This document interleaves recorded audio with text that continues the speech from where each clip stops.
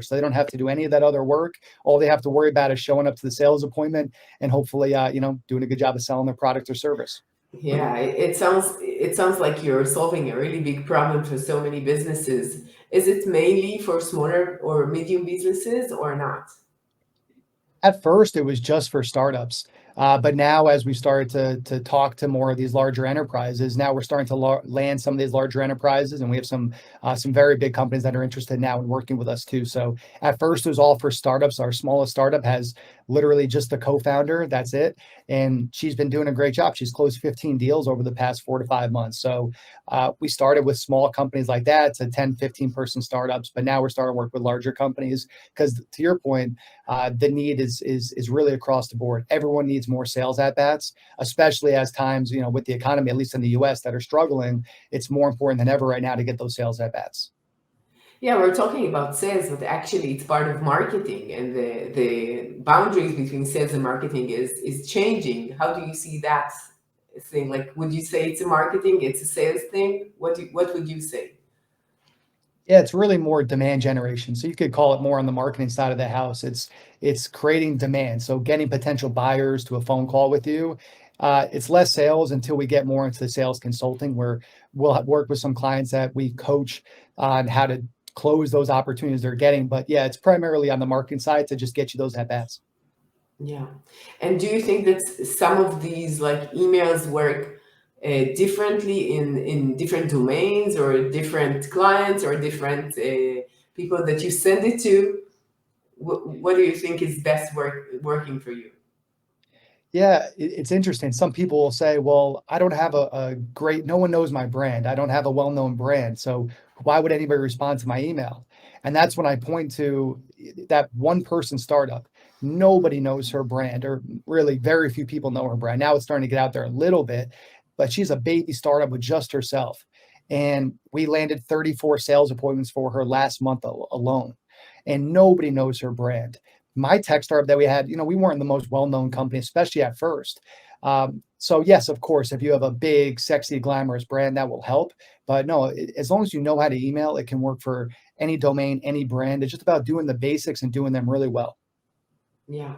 And do you think that that companies should focus on one channel, for example, emails or social or LinkedIn or whatever, or they need to do everything? Because, like to be a very good marketing person, you need to be always learning, always growing. It's like endless. Absolutely. I think a lot of it depends on the size of the company. If you're a baby startup and you have limited resources, then you have to focus on what you can focus on, which is going to be limited. Now, if you're a big company and you got hundreds or thousands or tens of thousands of employees, then yes, you should be focused on social media. You should be focused on Google SEO. You should be focused on cold email. You should be focused on doing newspapers or billboards or Spotify ads or anything. Like you should be doing a little bit of everything. But when you're a small company, you really got to pick and choose what's going to be most valuable. So, like for me and my company, what we focus on is when we try to get new business for us, we use our own product, cold email outreach company, to get sales appointments for us. And we also focus on LinkedIn because we found LinkedIn is also a good way to let people know about who we are, and it's where our buyers are. But right now, at least, we don't spend any time doing anything on Google. We don't spend any time doing anything on Facebook. We're narrowed in on those two areas because that is what yields the best results. Yeah. So how should corporates optimize their sales strategy? How do they know where to go to? Like trying everything and see how it goes? Yeah, well, in terms of sales strategy, so I think of that more as, okay, assuming you get those at bats, assuming you're getting your 10 calls. Let's say you get 10 calls in a week. How many of those calls are advancing into a second call? How many of those calls are advancing into a third call? How many of those calls are advancing into a verbal? How many of those calls are advancing into a closed deal? So I would just be looking at the numbers of, okay, why are more of these calls not moving forward? What is going on in these calls? Am I listening back to these calls and seeing that certain words or certain phrases are resonating or are not resonating? So I would be looking at the funnel. Again, how many people am I getting on a phone call? How many people are advancing? How many people are buying? And then what is that gap? how can we improve those numbers? So instead of 10 calls leading into one sale, how can we improve it so maybe 10 calls leads into 2 sales? So I would just be looking at what are the systems as well as what's the sales approach that's leading to either strong results or leading to results that aren't quite where you want them.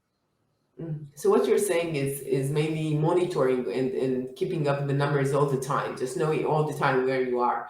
I think that maybe medium companies are always aware and they have these systems and everything is like written and sometimes you know exactly what's wrong. Maybe you know exactly who is the salesperson that you need to train more or not.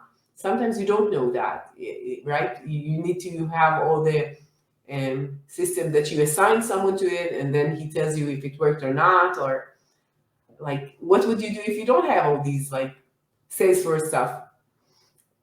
Yeah, if you're a small startup,